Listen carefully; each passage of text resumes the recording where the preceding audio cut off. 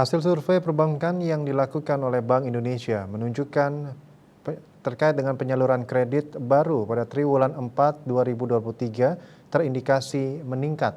Hal tersebut tercermin dari saldo bersih tertimbang atau SBT. Penyaluran kredit baru sebesar 96,1%, lebih tinggi dibandingkan 95,4% pada triwulan sebelumnya. Peningkatan tersebut terutama pada kredit investasi dan kredit modal kerja. Pada triwulan 1 2024, penyaluran kredit baru diperkirakan melambat dengan SBT perakiraan penyaluran kredit baru sebesar 44,6%.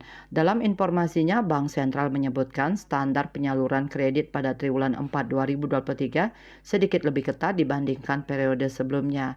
Hal ini terindikasi dari indeks lending standar ILS positif sebesar 0,3%.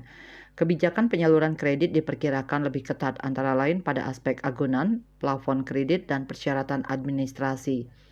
Di sisi lain, suku bunga kredit dan biaya persetujuan kredit diperkirakan tetap longgar. Hasil survei menunjukkan responden tetap optimis terhadap pertumbuhan kredit ke depan. Responden memperkirakan pertumbuhan kredit untuk keseluruhan tahun 2024 sebesar 10,8% YoY. Optimisme tersebut antara lain didorong oleh prospek kondisi moneter dan ekonomi ke depan, serta relatif terjaganya risiko penyaluran kredit. Sementara itu, BI juga mencatat likuiditas perekonomian atau uang beredar dalam arti luas M2 pada Desember 2023 tumbuh meningkat.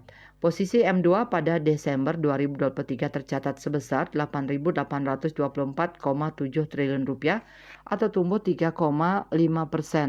YoY lebih tinggi dibandingkan pertumbuhan bulan sebelumnya 3,3% YoY.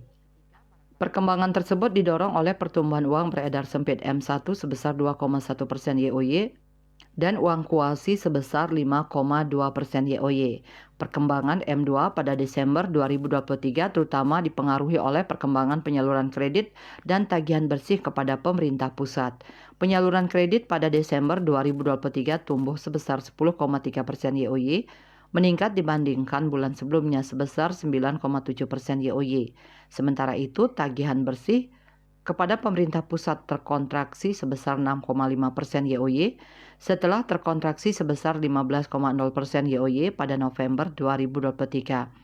Aktiva luar negeri bersih tumbuh sebesar 3,6% YoY setelah tumbuh sebesar 0,3% YoY pada bulan sebelumnya.